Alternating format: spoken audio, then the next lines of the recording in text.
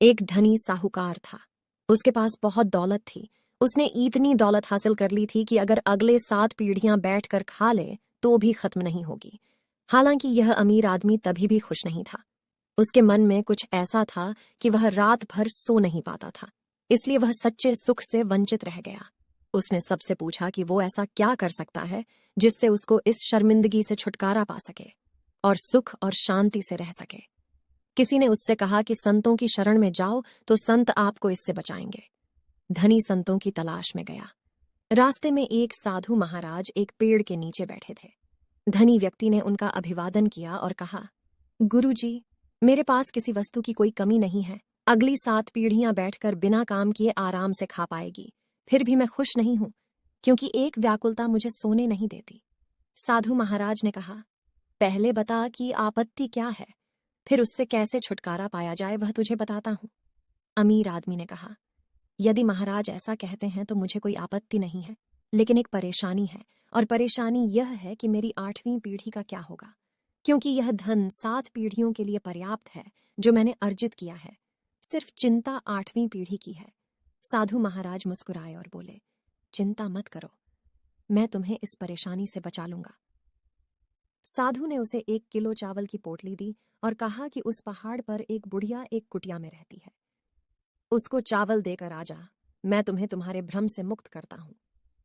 अमीर आदमी चावल लेकर बुढ़िया की कुटिया में आ गया। उस कुटिया में दरवाजा तक नहीं था। वह बुढ़िया भगवान के भजन में लीन थी, वह अभिभूत थी। अमीर आदमी के पैरों की आहट से बूढ़ी मां का ध्यान टूट गया। उसने ऊपर देखा और कहा कि बेटा, आप यहां क्यों आए हो? उसने कहा, मां जी, मैं तुम्हें चावल देने आया हूं, यह चावल लो, फिर मैं जाऊंगा। बूढ़ी मां ने कहा कि मैंने आपको चावल लाने के लिए कहा था क्या आपके सामने हाथ फैलाया था? नहीं है ना? फिर चावल क्यों लाए?